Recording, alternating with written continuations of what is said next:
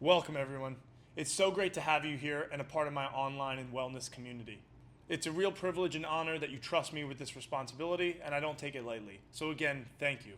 Today, we're going to be performing a comprehensive movement screening together. This is a step that's often overlooked, but incredibly important for me to better understand how I can best coach you to get you to your desired outcome, as well as your own understanding of where your baseline health currently stands. I find it kind of comical. When we're kids, we would go through these assessments in gym class, showing how many push-ups and sit-ups we could do. But now as adults, we just go to doctors for physicals and checkups and maybe a blood test as we get older. But we don't do comprehensive movement assessments. We don't often assess joints for imbalances or evaluate strength unless something goes wrong, like we physically hurt something, especially our heart health. We don't worry about that until we have a catastrophic incident and then we go see a cardiologist. But here today, after 10 plus years of being a personal trainer, doing hundreds of movement assessments, and over 10,000 personal training sessions of me watching human movement in person, I've come up with a comprehensive movement screen that I'm confident will open your eyes to where you need to focus attention, as well as show me where I think that we have some room to work on. In today's assessment, we're going to be needing to wear comfortable clothes that we can move around in, as well as probably being barefoot. Some of the assessment will require a yoga block, a foam roller, as well as a wearable that tracks your heart rate. And if you don't have these things, perform what you can, and then come back once you've purchased the necessary equipment. One more thing, carry a pen and paper with you throughout this process. I want you to take a couple of notes on the things you don't think you do well on, because I have some videos and protocols for you to follow after this, so you can work on your mobility or strength in those specific positions. I promise, I'm here to support you. But please, be patient through this assessment, go through all of it, and then let me know how you did when you finish up. It's imperative that we work together so I can help you get to your goals. So please, fill me in on how this assessment process goes.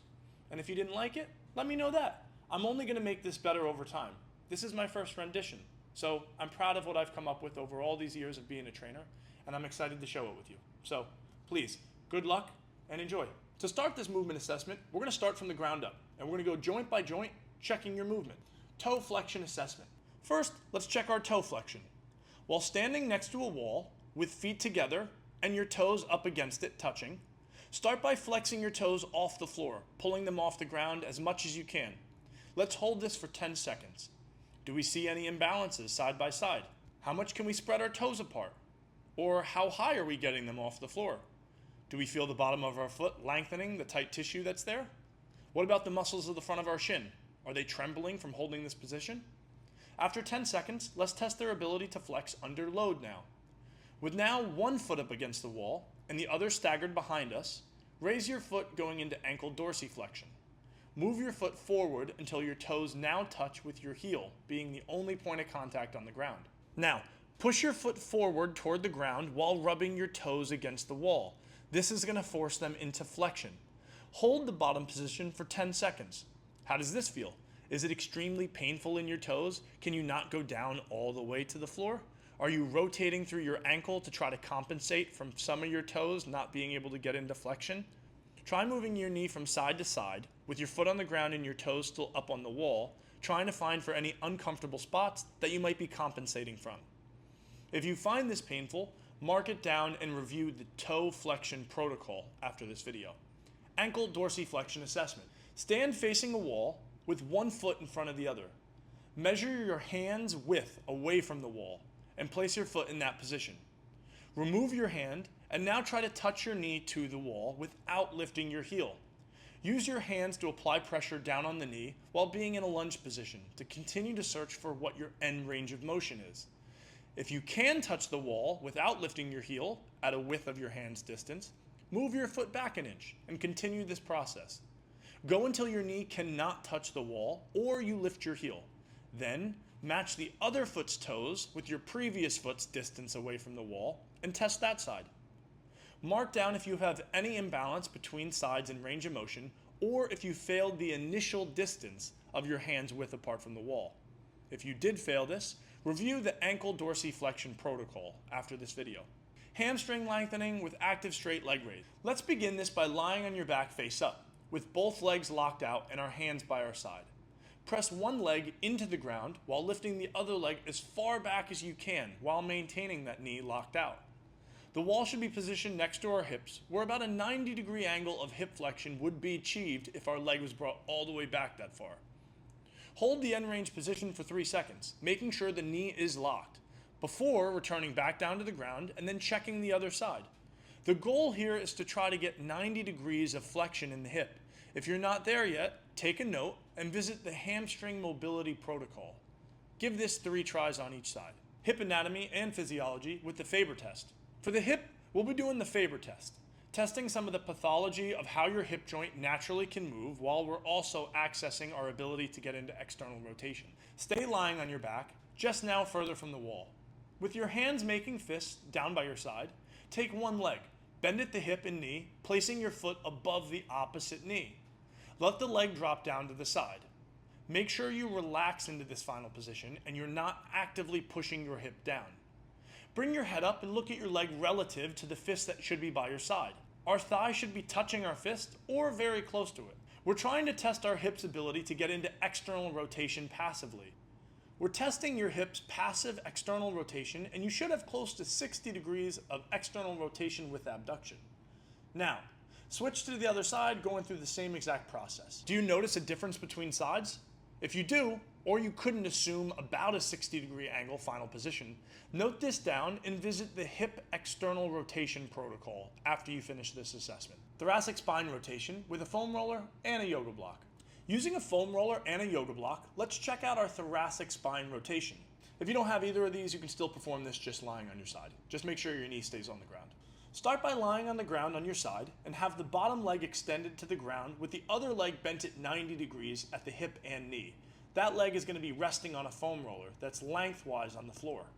From here, have your hands out to your side with one on top of the other, and the top hand holding a yoga block. Take a deep breath of air in, and while remaining contact of your top knee on the foam roller, or the floor if you don't have one, rotate your torso and arm to the opposite side, trying to make a T shape with your body in the final position, and having you rotate your hand with the yoga block to touch the floor on the opposite side of you. Notice how close you can take this side and compare to the other side. We are checking the body's ability to go through thoracic rotation, which is the middle back portion of our spine we are supposed to rotate through. If you really struggle with this process, make a note and see the thoracic rotation protocol. Thoracic extension with a foam roller and a yoga block. Sitting on the ground with the foam roller placed at chest height on your upper back, lie back onto it. Hold a yoga block under your head, stacked lengthwise. Start by going into a posterior pelvic tilt. Think of pushing your lower back against the ground. You will feel your core activate. While maintaining this sensation, let your upper back extend over the foam roller while taking a huge breath out. The goal is to touch the yoga block to the floor from going through thoracic extension with your upper back. If you can touch, try the same concept again, just now with the foam roller flipped widthwise. If you fail, struggle, or have pain here, take a note and see thoracic extension protocol after this. Just make sure you do not arch your lower back to try to go further into position. Make sure you maintain that posterior tilt throughout this movement. Lumbar extension pain test. This test is to see if you have any structural issues with your lumbar spine and if you need to go see a physician. Lie face down on the floor with your hands being by your side like a push-up. Leave your hips on the ground and press your chest into the air, forcing as much lumbar extension as you can get. Do you at any point feel shooting pain or nerve issues and tingling in your lower back or going to other extremities? If you do, pause this video and go make an appointment to go see a physician to get an x-ray of your lower back or to go see a specialist. Shoulder external rotation up against a wall test. Stand with your feet, butt, and head touching up against a wall. Bring your shoulders and elbows into 90 degrees of flexion, and then rotate your hands back until they touch the wall. This is testing your shoulder's ability to perform external rotation. If you cannot touch your hands against the wall while maintaining contact with your elbow, upper back, head, and butt against the wall still, make a note and watch the shoulder external rotation protocol. Shoulder flexion in a wall angel test. Return back into the position you just performed the external rotation test in. From here, while trying to make contact with the wall and your hands the entire time, press your arms over your head until they finish locked out above your head with your elbows coming close to your ears. Perform 10 repetitions. This assesses your shoulder flexion. If you're struggling or cannot maintain constant contact with the wall with your hands and body throughout getting them overhead, make a note for later and visit the shoulder flexion protocol. wrist flexion in tabletop position.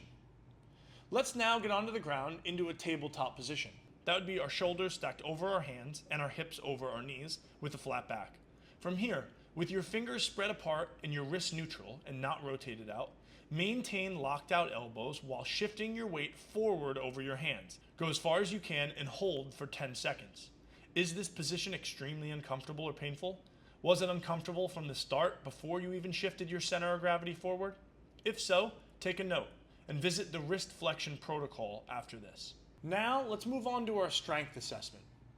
I recommend continuing to do this process barefoot, and I'm going to set a timer for 1 minute. I want you to perform as many squats as you possibly can within that time period. The standard for each rep is going to be standing tall, squeezing your butt and belly with hips and knees locked out at the top part of the range of motion, as well as at the bottom you have 90 degrees of knee flexion. If at any point you feel pain in your knees or you feel dizzy, please stop and rest. I want to gauge your general strength and muscular endurance. Write down the number at the end of this protocol to compare for future progress, as well as to give to me so I know what strategy I should recommend to you so we can start improving some of your general health.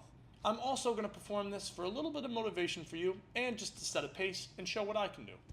Let's begin in 5, 4, 3, 2, 1, go.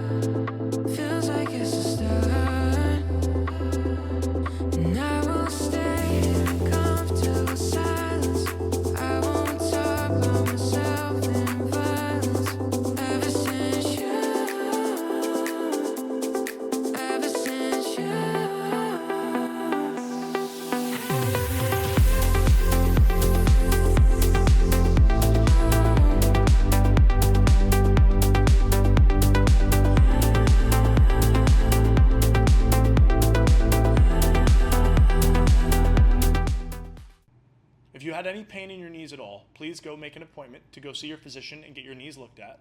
But in the meantime, go follow the knee pain protocol under correctives and mobility. Last, for strength, I want to test our upper body strength with the ability to be able to perform a push-up. We can do this from our knees or with locked out legs. I recommend, unless you can perform more than 6 reps of a perfect push-up, you do this from your knees. We won't be doing this for time. We're just going to do 1 set to see as many reps as we can do. The standard for this is going to be touching our chest to the ground and then lifting our hands up off of the floor and then pressing our entire body off of the ground at the same exact time. No hips being shallow to the ground as your upper body comes up. We want to go all the way to the top until we lock out our elbows. Make sure to also keep your elbows close to your side, working on external rotation of your shoulder to stay safe. Perform this and write down the total number of repetitions that you performed with good form. Share it again with myself and save for future comparison. If you had any shoulder pain at all while performing those push-ups, I recommend going and watching the scapular retraction protocol, as well as, again, go seeing your physician and making sure that everything is okay and it's more of a movement problem than it is an actual injury from your past. Finally, we're at the end of the road. The last thing we're going to perform here is going to be a cardiovascular test with a 4-minute Harvard step test. For this test, we're going to be needing a 12 to 16-inch step or sturdy object that you can step onto, as well as a wearable device that's going to track your heart rate throughout this process. We're going to set a timer for 4 minutes, and in that time, we're going to be performing step-ups. We want an object that's 12 to 16 inches high, and we're going to be following a 24 step per minute pace. So, count your steps as you're going through this and then compare it to your timer to make sure you're on the right track. Once you've completed this 4-minute step test at 24 steps per minute, I want you to immediately sit down, not do anything, and watch your heart rate. After 1 minute of this protocol of you resting, I want you then to track your heart rate and to see how many beats a minute your heart rate has come down. A lowering of 10% of your heart rate from the time you finished to the time you check is what we're looking for. In the description of this video, there's also a chart which you can compare your max heart rate when it was its highest when you finished this protocol to other people who did this study and it's going to tell you if you were in the middle or high range of how healthy your heart was. And also, if you didn't make it past that 10% threshold, or you see something alarming in how hard this was, please again, stop all of this protocol, call your physician, and make an appointment to go see a cardiologist to make sure your heart is healthy and okay before you continue any further with any of the information that I have for you. Please make sure you go and do that. Now look, I love you watching me and I love talking at people, but I want you to pay attention to your heart rate and pay attention to this test.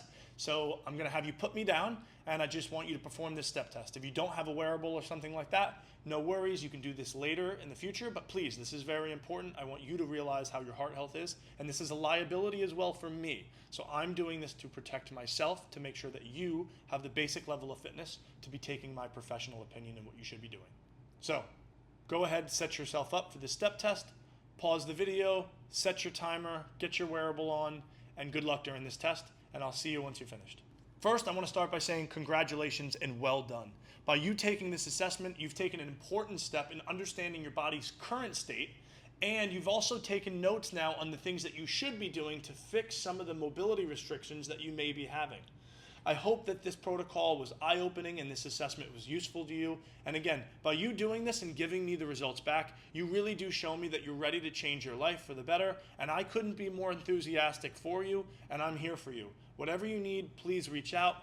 I've created all of this so I can make a protocol that you can follow to take care of your health and wellness and make it specific for you, but it's going to use your feedback, or I need your feedback to be able to perfect this. So I thank you for signing up with me. I appreciate you for doing this assessment. I hope you learned a lot about your body, and I really, really look forward to the future progress that you're going to have. I'm excited to be here with you. Thank you for trusting me with your health and wellness, and I'll see you soon.